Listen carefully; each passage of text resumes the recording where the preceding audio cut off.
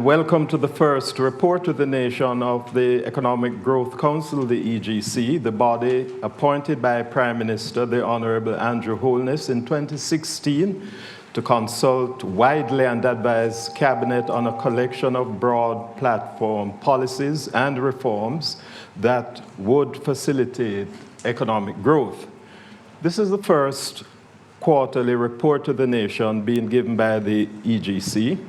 And I'm happy to welcome the council members on the podium, led on my right by the Honorable Michael Leachin, OJ, Chairman of the EGC, Paula Carr-Jarrett, Honorable Noel Hilton, OJ, CD, JP. Hey, Noel, smile on.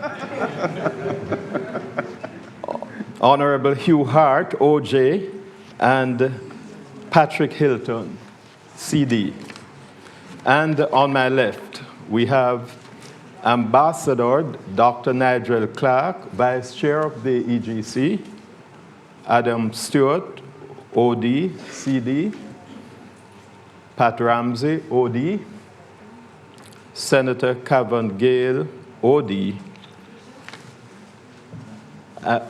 Senator Gale, yes. Unfortunately, Mr. Philip Gore, OD, is unable to join us.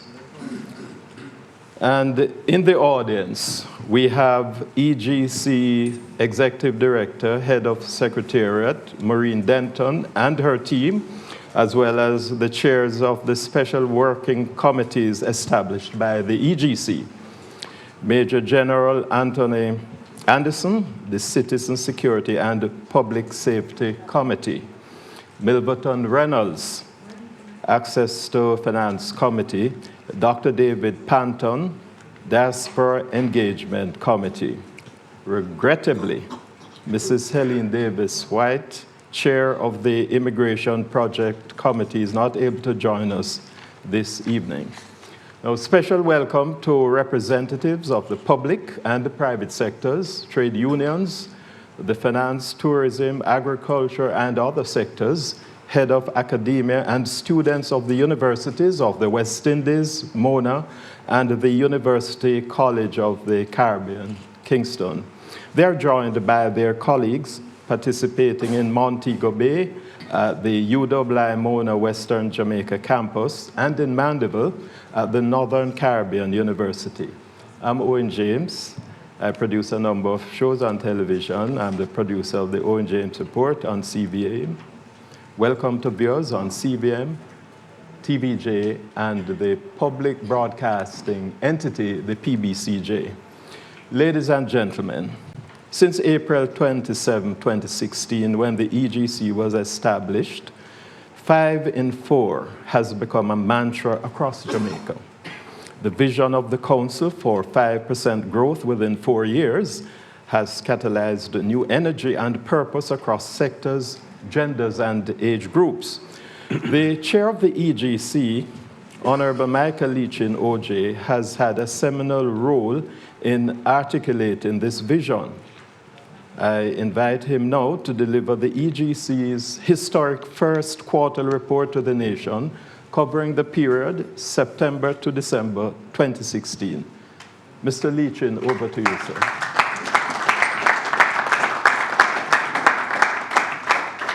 Thank you very much, ladies and gentlemen. Can you hear me at the back? So, welcome.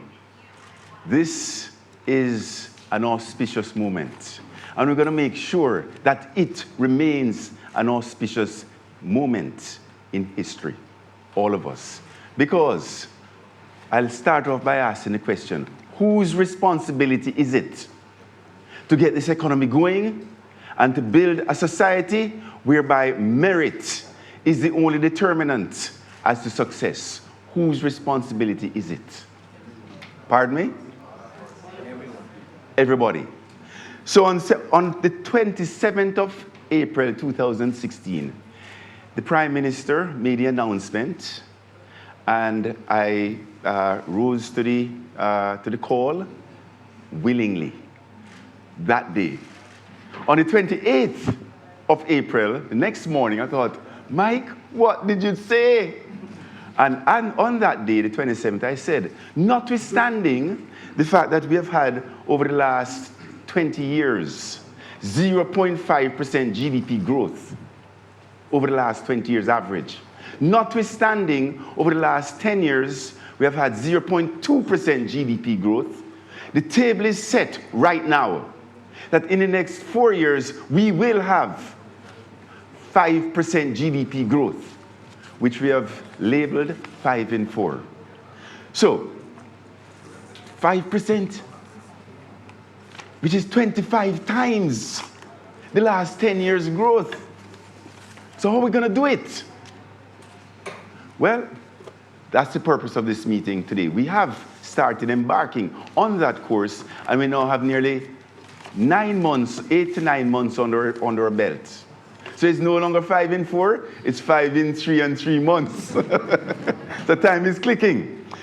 So, I was fortunate when I graduated from high school, Excelsior, in 1969, that I graduated into an economy that had growth. And because the economy had growth then, I was able to get a job. The growth then in 1969 was 5.41%. And I was able to keep my job in 1970 because we had growth in 1970. The growth in 1970 was 11.94%. Now, think about those graduates today from high school, the equivalent to Michael Leachin in 1969, with all the potential, all the aspirations, all the ambition, all the horsepower. What are they graduating into? They're graduating into an economy with no growth. So growth made this person, this human being, gave this person the opportunity to be a fulfilled human being. Our responsibility here today is to make sure that this current generation has the same opportunities of those of us who are blessed to have been born in an era when there was growth. So we will get growth. So, if the Lord, what's your name, late man? Alison. If the Lord said to you, Alison, I'm going to give you the opportunity to select an island and place it anywhere in the world. Alison, where would you put that island? Would you put it next to Australia, Iceland, or the Caribbean? Caribbean, of course. The Lord said to you, Alison, I'm going to give you the opportunity to choose a language. Which language would you choose? And by the way, this is in 1962, August the 2nd, 1962. You're speaking to God, right? Okay. Or God is speaking to you, right? So, God said to you, Alison, choose a language for your island. Which language would you choose? English. Alison, choose a time zone. Which time zone would you choose? Eastern Standard Time. Alison, you look like a greedy person. So choose some geographical features, Alison, that you want on your island. Would you choose mountains, hillocks, rivers, rivulets, coastline, nice coastline, craggy coastline, beaches, rain, etc.? Wouldn't you? All of the above, right? So Alison, tell me, of the 196 countries in the world, how many of them, which is the only one that would meet all of those criteria, the only country of 196 in the world? Jamaica. Jamaica. So now this is all in 1962. So the Lord went and built other countries. And he came back on April 26th, 2016. And he said, okay, let me see what you have done with your country. You have all of those assets. What have you done? So what was your average GDP growth over the last 20 years? 0.5%. What? You started off with all these assets, and what did you do with it? What was it over the last 10 years? 0.2%. What did you do? How could we be so bad? How could we have done this? Well, because we have done it to ourselves, and because we're all mad as hell at ourselves, we're now ready to change it, right? Okay. So what no growth means that there's no incentive to go to school. No growth means that our youth will resort to criminality to survive. So we can't just blame it on them. We have to take some of the blame also. No growth means that we'll develop an expectation of hopelessness. The conditions that created low growth also caused the following realities: a devaluation of all our assets. If you were to take your house, lift your house up, put it into Cayman, it would be worth 4 times as much. So it's low growth has caused a devaluation of all our assets. Low growth has caused high levels of crime, a poverty spiral, low confidence level, emigration, corruption, poorly educated graduates, a decimation of our middle class, a devaluation of societal values we accept and society's standards, a devaluation of our currency, and general apathy. Conversely, the opposite is true. Growth will turn around all of those. So there's an imperative that we have to rise to get growth. So the vision of the EGC is for every Jamaican, there must be a clear path to fulfillment and prosperity. That's the vision of these 10 people.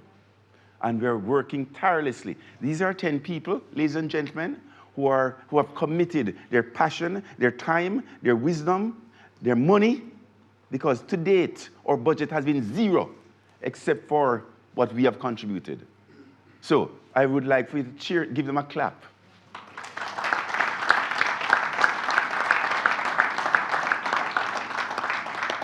So the vision of the Growth Council is that for every Jamaican, there should be jobs and opportunities for everybody here at home. For every Jamaican, there should be access to world-class health care.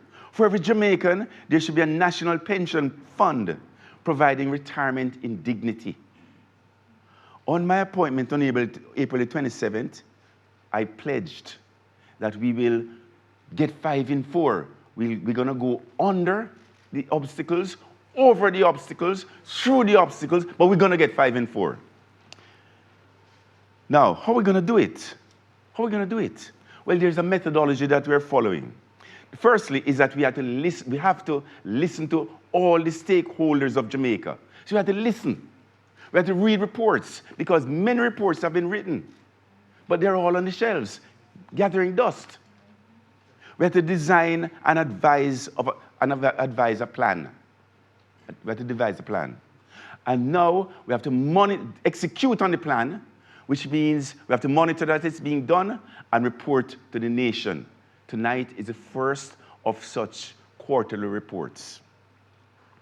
And then, in addition to all of that, we have to go out into the world and sell and motivate investors and business people to come and realize that Jamaica, of 196 countries in the world, we are best positioned to do business.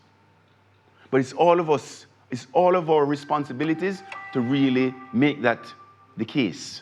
Right now, it's not the case, but we're going to make it the case. So in terms of listening to stakeholders, let's go through it one by one.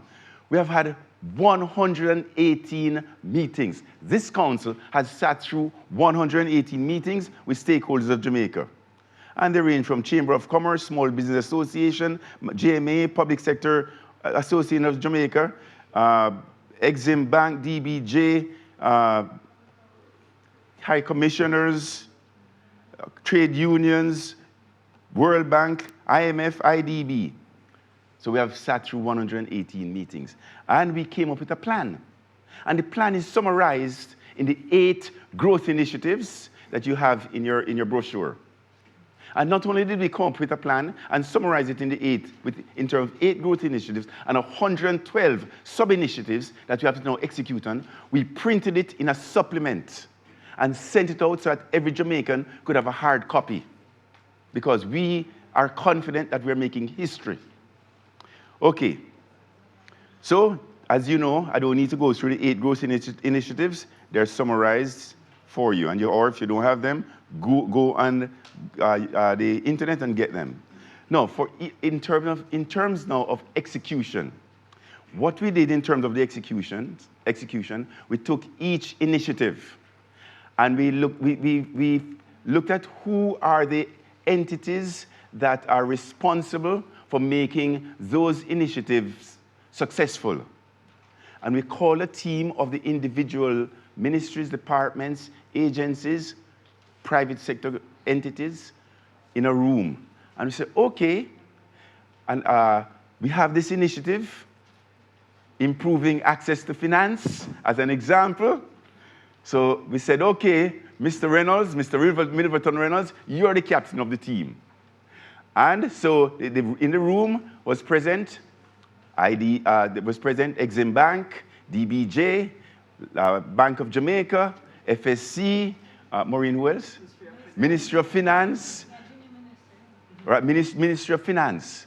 So Milverton picked his team from each of those entities. And we now said, okay, Mr. Reynolds, you have a team. And by the way, these individual entities would have hitherto now be working in individual silos. So there was no crosstalk, silos. You don't get anything done when you work in silos. So we said, Mr. Captain Reynolds, get the WhatsApp numbers and have a WhatsApp group for this team, and at least so you can communicate.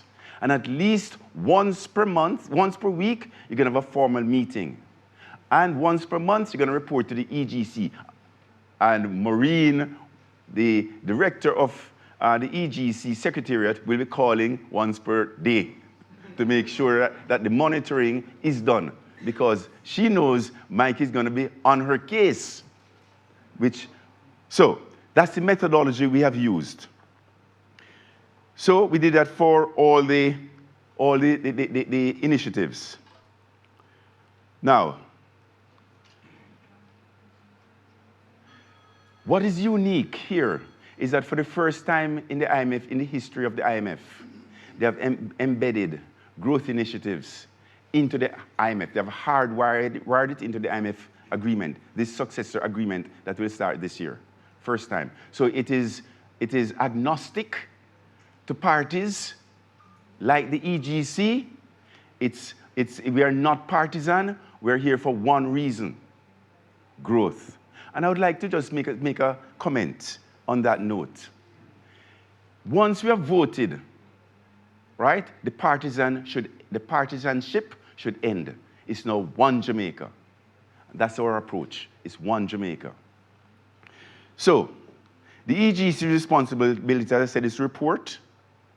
And this is the first quarter report.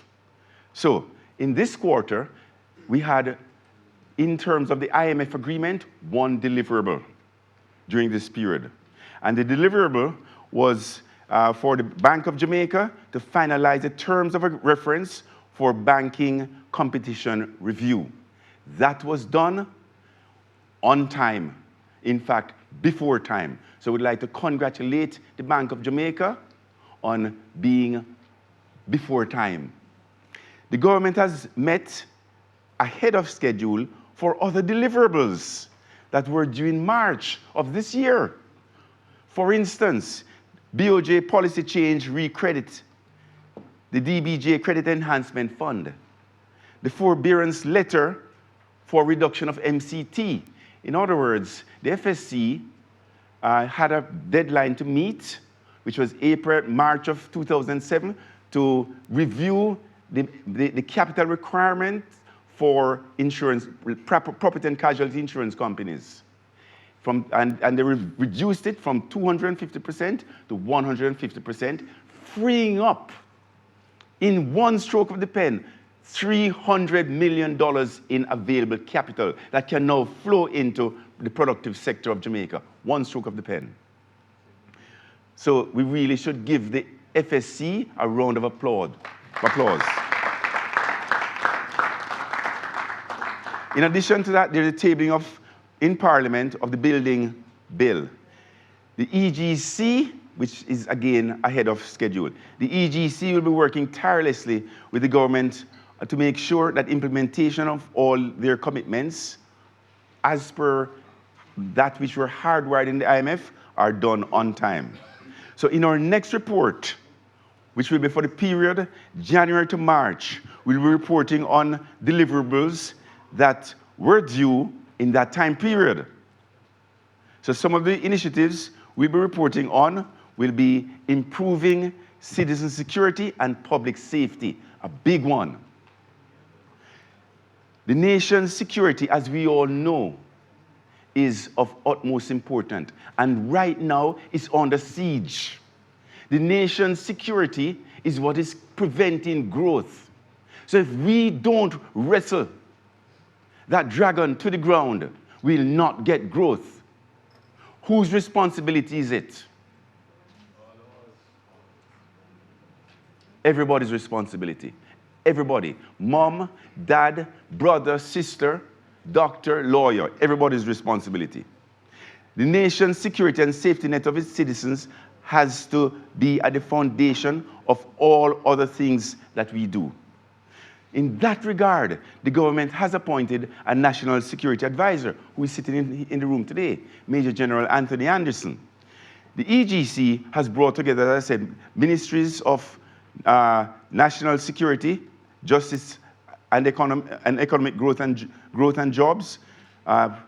It's the creation of the PIOG. Sorry, in terms of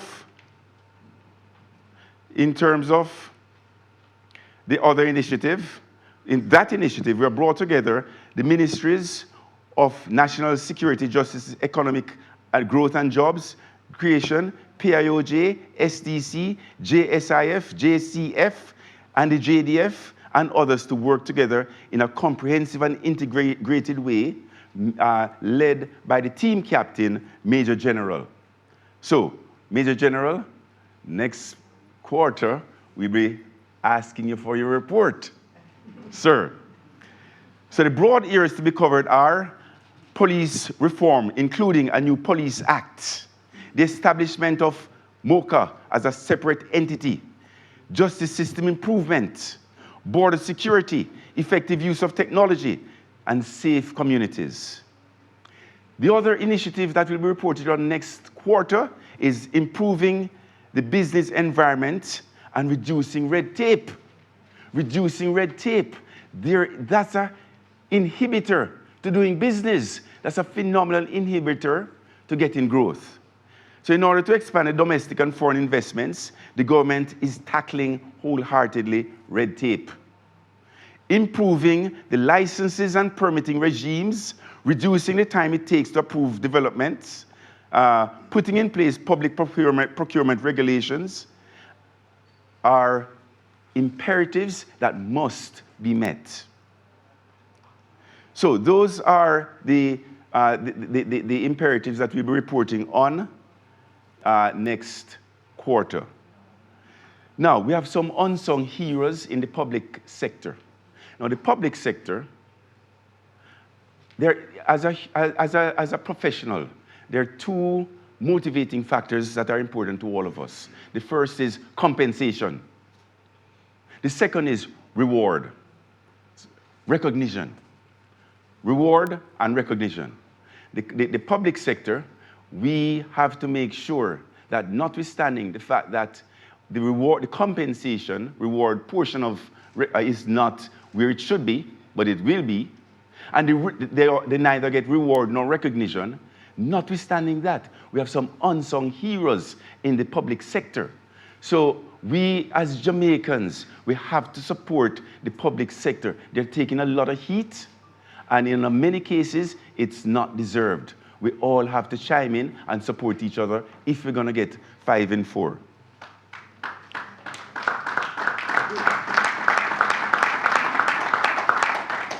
So on that note, I'd like to turn the mic over to Mr. Owen James, who to continue with the program. Thank you. Well.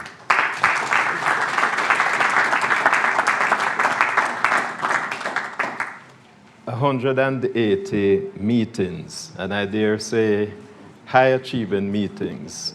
Very impressive. Thank you, Mr. Leachin, for that very comprehensive and impressive report. By all accounts, 5 and 4 is definitely within our grasp, with a caveat that we have to beat the crime monster. That we can grow is even more evident when we review recent developments in sectors like agriculture and tourism. We have much to be thankful for in Jamaica when we look at the peaceful transfer of power. And when we look at what is happening elsewhere, those of us who travel, and we understand and we see and we read on the news what's happening, we have to give thanks for that. At this point, we are not PNP or JLP, but Jamaicans raring to grow the economy. Our next speaker is EGC Council member Adam Stewart, who knows the tourism industry inside out and will now share an investment update with us. He'll be followed by the President of the American Chamber of Commerce, Mr. Ron McKay, President of the Jamaica Exporters Association, Michelle Chung of Honeybun fame, and the Principal of the University of the West Indies, Mona, Professor Archibald MacDonald, signing the Declaration of Intent. Adam, it's over to you. Thank you, Mr. James. Good morning, Jamaica. Morning, participants. Evening. Morning. Been a long day. Been a lot of meetings, Chairman. It's always fascinating for us to be led by Mr. Leachin and his passion. It's so contagious. We felt it was quite appropriate today to reflect on what we achieved as a nation, as Jamaicans in 2016, and take a look at 2017 through 2019 and what is in the pipeline. You hear a lot of announcements, you hear a lot of things over time, and they come through the media drip-fed one by one. And when you take it all and amalgamate it and look at what Jamaica's right now opportunities is quite mind-blowing. It represents over 15,000 direct jobs. And if you take the 7 times multiplier, which the economists tell us is the number to use, that represents over 100,000 people affected by over $3 billion of investments that's talking to Jamaica through 2016, 2019. Just a few of them, and by no means is this exhaustive. The Gisco Alpart CapEx project, estimated at 3,000 permanent jobs and $1 billion of investment to the country. IBEX these are 2016 projects that are on the cusp of being completed or have been implemented. 2016. IBEX in 2016 opened a facility in Portmore, 1,000 new jobs. The Kingston Freeport Terminal divested to the CGM Group with a total capex of $452 million. The Bogue electricity plant at an estimated total capex of $750 million. My great competitor in the tourism sector, the RIU chain, opened 470 new rooms in Montego Bay in their reggae resort. AM Resorts opened, the Secrets chain opened a new brand called Breathless with 150 new additional rooms, estimated value $70 million. My Sandals Resorts created 250 new jobs and put $50 million in 2016. The Heineken Group, 3,000 acres put towards cassava, affecting the farming and agricultural sector. Kingston Wharfs opened 150,000 square foot of new facility.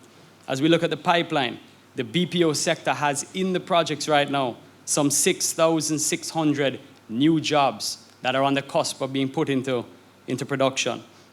The construction in the BPO sector on the infrastructural side has $150 million of investment on the cusp, or some 3,500 jobs to execute those projects. The great tourism sector of Jamaica has right now $1.4 billion of investment about to break ground across our country, and 12,000 new jobs to support and power this $1.4 billion to add 6,800 new rooms to our current 32,000 rooms in the country. Major agricultural projects will spawn and spin off of all of what I just said, again using the 7-time multiplier. Under the alternative energy projects, which is such a topical issue not only in Jamaica but globally, there's $575 million and 1,700 jobs that are on the cusp of coming to our beautiful country, Jamaica. As we look into the future projects, the Port Authority of Montego Bay, the Free Zone, BPO expansion, over 1,000 new seats, in addition to what I mentioned earlier. Those are deals about to be consummated. This is incremental on top of that, going into the almost 8,000 job segment.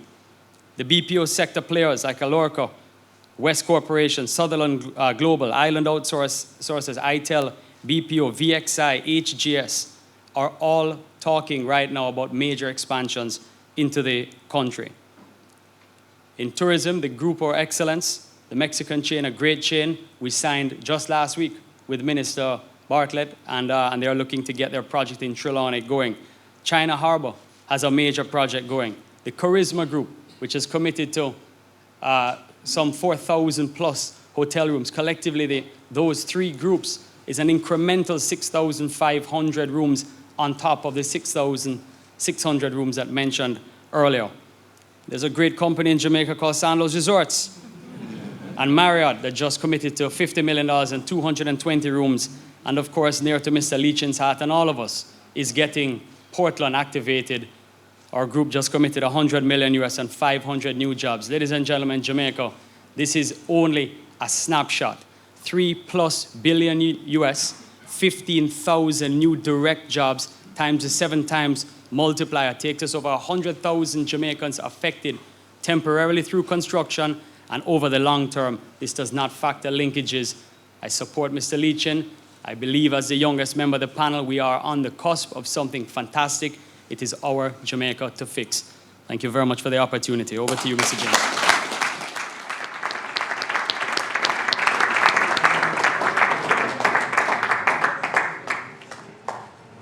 Impressive growth there. Thank you very much, Mr. Stewart. The tourism sector is setting a perfect example for the rest of Jamaica.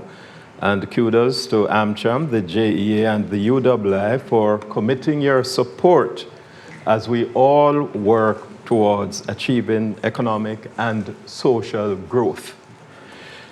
Ladies and gentlemen, I mentioned earlier the diverse and distinguished guests here at the Jamaica Pegasus and at the campuses of UII Mona, Western Jamaica, and NCU Mandeville.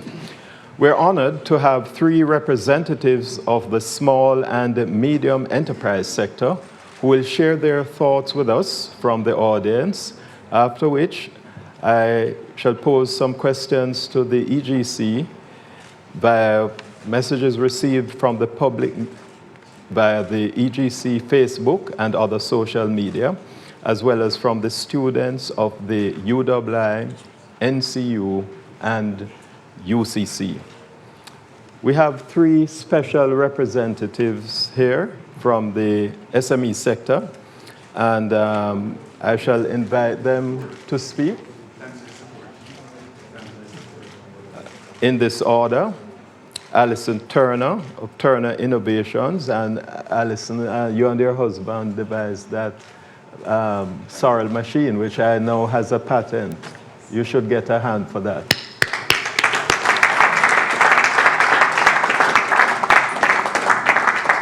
The next presenter in this SME grouping is Michelle Smith of Chocolate Dreams, and our third presenter from that SME grouping is Michael Hutchinson, MH Eggs.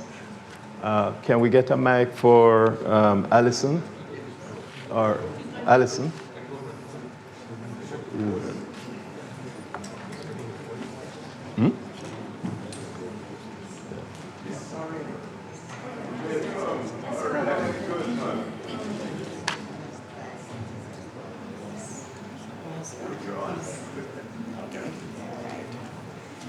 Hello, good afternoon, evening, and morning. That was amazing, what we've heard so far. And first of all, let me introduce myself. My name is Alison Turner. My husband, Oral Turner, and I are the directors of Turner Innovations Limited, and we are the inventors of the first machine in the world that can strip sorrel. And we're very proud to be here today. I would just like to say that anybody here that doesn't believe that this is the way forward, and I had a word with God earlier, and I can tell you it's going to happen. All right. Okay. I'm really here today to talk about the support and how we've come from being a simple idea to where we are today. So until the introduction of services to SMEs from the Development Bank of Jamaica, it has been very difficult to obtain access to finance to enable us to build a business in Jamaica. General finance institutes gave us lists of requirements that screamed, "Go away." Out of frustration of approaching financial institutes, we reached out to DBJ on the basis of their name, which told us they could be the missing link. Immediately, we were recognized as potential game changers instead of dreamers. And we instantly felt we had a hand to hold on our entrepreneurship journey. DBJ was the first to speak entrepreneur language, to listen, debate, and provide critical, practical finance services for real people with great ideas and the drive and the ambition to be successful. DBJ recognized the value chain in supporting SMEs to promote self-wealth and the value of providing those firm roots in SMEs to develop our country. Thanks to DBJ grant funding, we now have a patent, a space to work.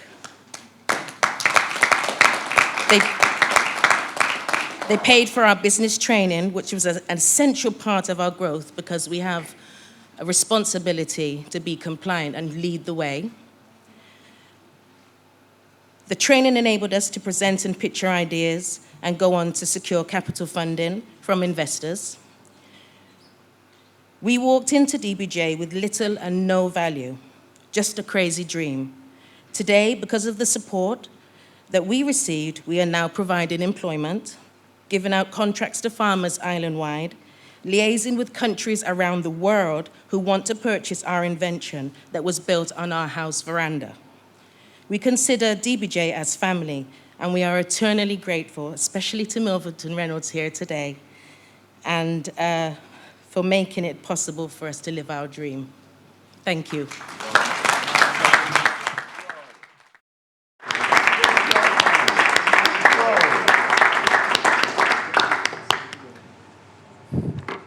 Well, entrepreneurship is surely a good way to go.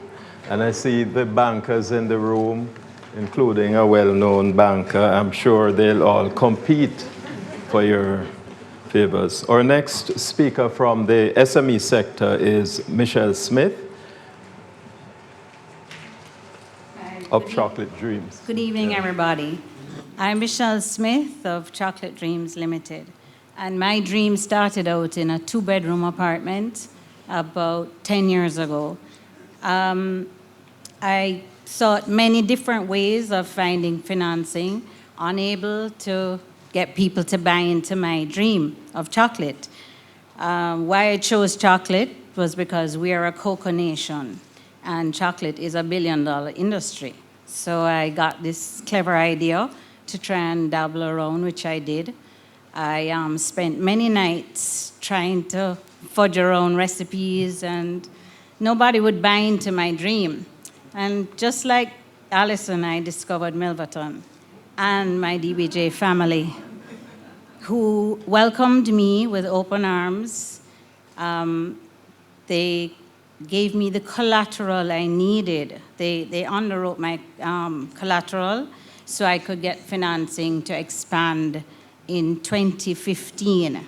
So I've grown from supplying 2 hotels on the North Coast with their turned-down chocolate amenities to 7 hotels in the last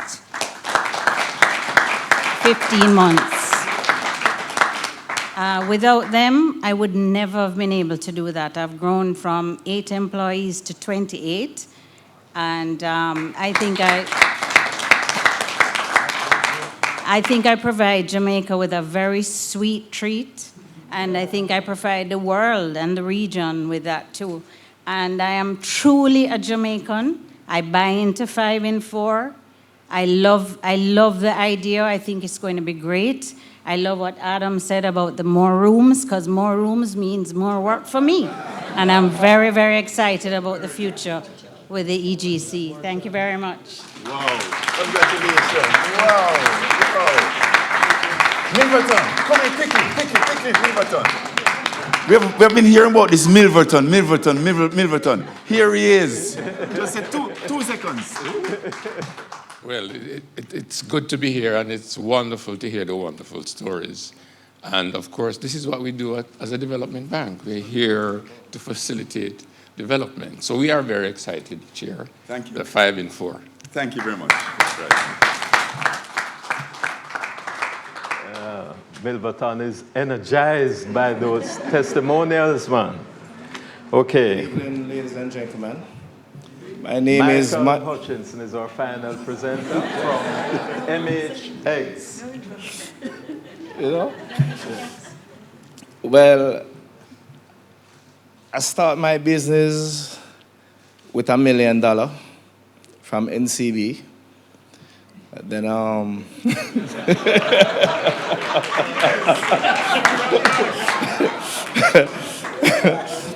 Then further financing, I go back to NCB, Wishoff. I mean, I never good enough for them anymore because I don't have. And I mean, went to Sagicor, I walked like for a year to get a loan to expand my business. I went to Sagicor, I asked them about DBJ loan. And them said, yes, we can help you. Wishoff, as a small person out there, there's no real, if you don't speak to anybody, there's no true assistant, there's nobody there to say, well, walk this way. Nobody to encourage you. So, talking to Sagicor walked me to DBJ, it was, they don't ask so much. Wishoff, people inside there can said, yes, this is the way DBJ operate. I got here and it was bad. I get my loan, I expand my business. Now presently I have 3 cub. I do a further expansion. DBJ, assist me to go further. So anybody out there, their growth, MH Egg is really, we are in the, I do eggs. It's a tedious market. You have to fight for it. You don't just go out there and say, well, you're producing eggs, because it don't work that way. So, we're going to business. I went in the business and said, well, yes, it is very simple. It's just an egg business. Fowl lay egg and you just feed fowl, and that's it. Wishoff, when you get into a business, you don't know much about it. When you get into it, you realize that, okay, the water not supposed to hot. You realize fowl stop later. But wait, may I give them everything? Call Nutrimix as a supplier and say, I have a problem. Them say, check the temperature of the water. You're not supposed to have a problem. And everything was, you learn, you go along. And as I go along, you expand the business. And then this is now, I have 4 cub. And hoping very soon going in the fish pond business. Wow. And then hoping to supply Mr. Stewart very soon. Wow. Okay. Congratulations. Wow, good man, good job. Excellent. All the best here. Thank you. Well, some great stories of entrepreneurism there. Now, thank you all for sharing, and we wish you continued success. This is fantastic. Now, for some questions sent in via social media, we can't ignore social media, and it's not only millennials who communicate via social media. You have people like the chairman and others who communicate via social media. Now, question 1 is from Jamar Clark, and it's for Patrick Hilton. Mr. Hilton, get ready, you'll be in the hot seat.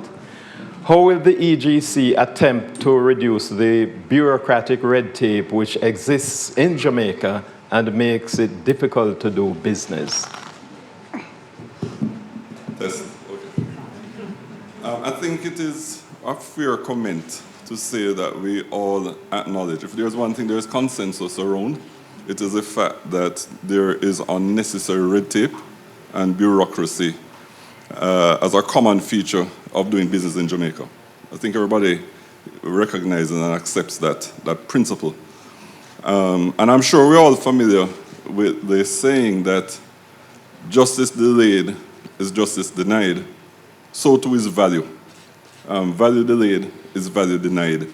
And so when we have unnecessary bureaucracy, when we have unnecessary red tape, the impact that it has in terms of the projects and so on that are important to support economic growth is that we either lose the projects, as has happened in many instances, or the performance of the project is undermined where the project already exists or where it is delayed in its implementation.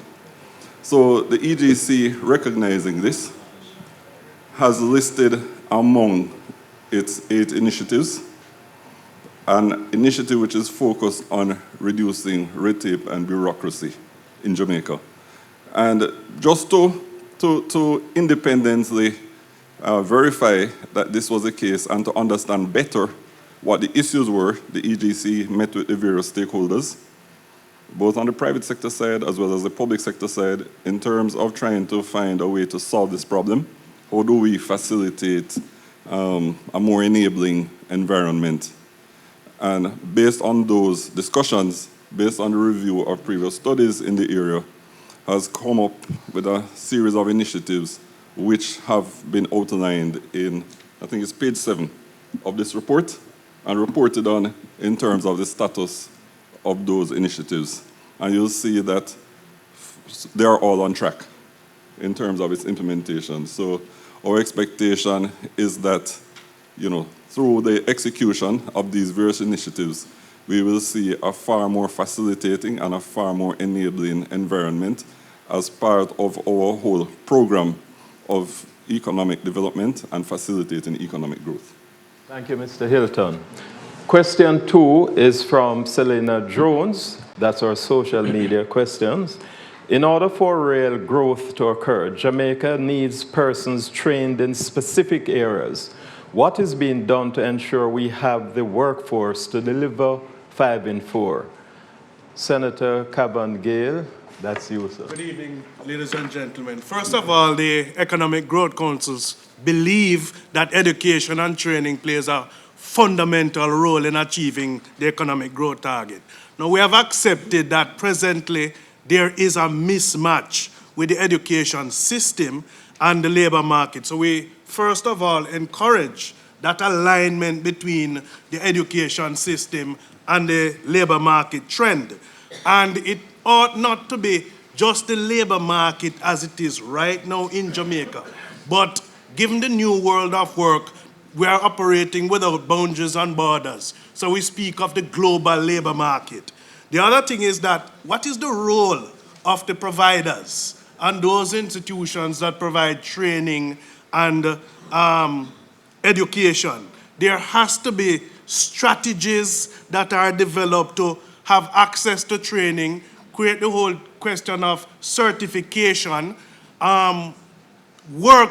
workplace training has to be consistent, because we believe that there has to be consistent training on the workplace. And there are those that are not going to be a part of the formal education system, nor part of the labor market, but the apprenticeship program is very key. Use of a very critical, detailed labor market information system to know where the skill sets are, to know where the jobs are emerging, to know where the educational needs to be emphasized is going to be critical. So we need to develop that labor market information system that provides the information and the intelligence to support it. And one of the most critical factors is going to be the financing. How are we going to have access to continuous education? And the Economic Growth Council is certainly encouraging that in the financing of education, the financing, whether it be loans, the credits, the grants, the sponsorships, and scholarship, it has to be geared towards the emerging labor market. So I believe those are some of the factors that we'll continue to promote. Now, let's understand one thing. The Economic Growth Council accept the fact that we can't work alone. We have to work in tandem with the labor market, the providers of labor, the education institution, and we are taking on recommendations from the Labor Reform Commission. Thank you. Thank you very much, Senator Gill. Our third question is from Marvin Tate, and this question is for Ambassador Dr. Nigel Clarke. What about cutting the public sector and providing soft loans for persons who would like to start small businesses? Could this be a way of getting more persons actively involved in growing the economy? Well, let's deal with the second part of the question first. Small businesses and small and medium-sized businesses are the backbone of any economy. And as we heard earlier today from Sorrel Machine, Chocolate Dreams, and MDX, access to finance is often a problem. I see the president of the Small Business Association, Hugh Johnson, here as well. Small businesses represent, they're a barometer on the economy. If small businesses do well, then Jamaica does well. And it is for that reason, and recognizing the link between the health of the small business sector and the overall economy of Jamaica, and the problem that small businesses usually have in accessing finance, that the Growth Council recommended an expansion of the program at the Development Bank of Jamaica, where the DBJ provides credit guarantees to small businesses who have propositions and business plans that are financeable, to allow them to access capital on favorable terms from the commercial banks. And as the chairman of the EGC mentioned earlier, and as is detailed in the book before you, we're pleased that that policy action has been completed on time. As regards public sector, simply cutting the public sector, for its own sake would be counterproductive. What we need is greater efficiency in the private and public sectors. And greater efficiency means getting more value for each dollar spent, getting more out of the tax dollars that Jamaicans pay on an annual basis. So, and by getting greater efficiency in the public sector, what it allows is for resources to be reallocated to areas where there is need, such as citizen security and public safety. And that in itself is growth enhancing. So public sector reform is something that we at the EGC support because it is growth enhancing. Thank you very much, Dr. Clarke. Now, our final question from social media is directed at Paula Carr-Jarrett. What initiatives are being pursued in engaging the diaspora in achieving 5 in 4 growth? Thank you, and good evening, everyone. Well, I just want to say from a long-term perspective, the fact is that I heard today 84% of our graduates leave Jamaica. We're going to put a stop to the graduate to migrate program that we have running in this country because we need Jamaicans here to build Jamaica. So long-term, we're looking at, that's important. Only, our chairman said today, he's living proof of it. Only growth will make Jamaicans stay because otherwise, why miss potential opportunities? Public safety will let our diaspora, some of them actually return. The fact is that I love the diaspora, but I want our Jamaicans to be back home. We need to make Jamaica safe for every Jamaican, those here and those that want to come back.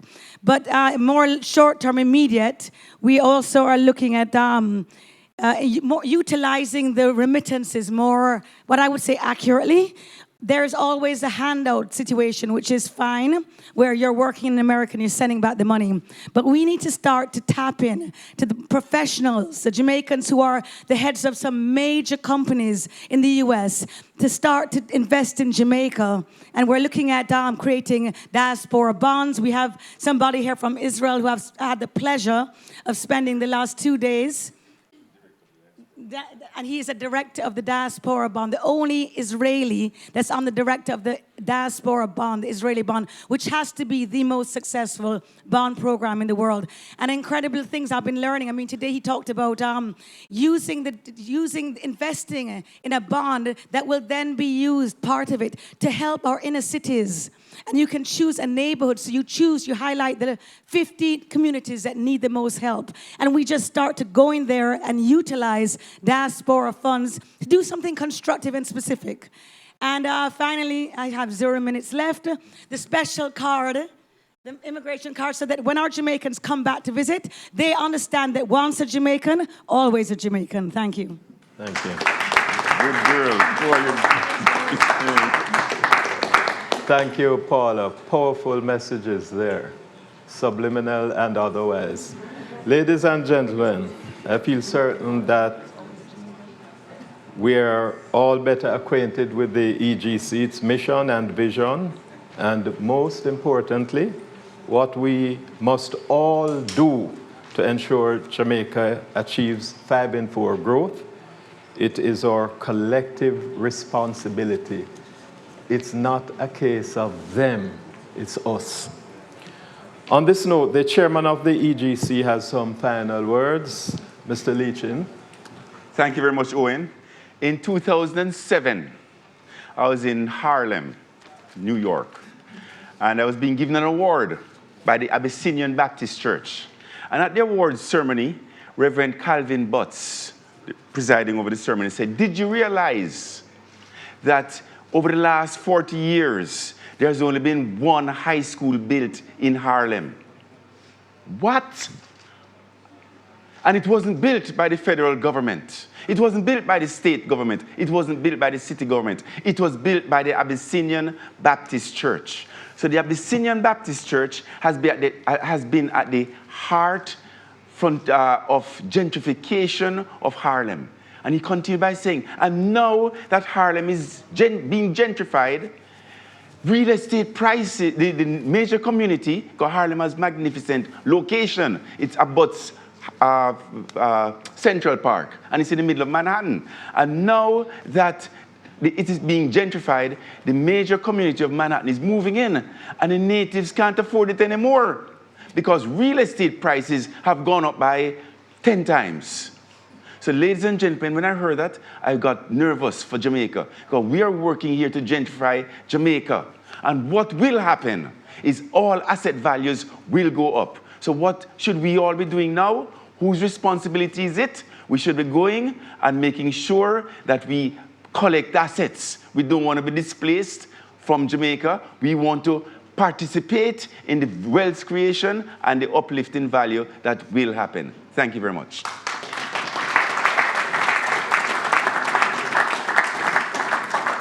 Thank you very much, Mr. Chairman. I'm sure we're all energized and motivated by the words of encouragement from our small entrepreneurs and our large entrepreneurs. And remember, the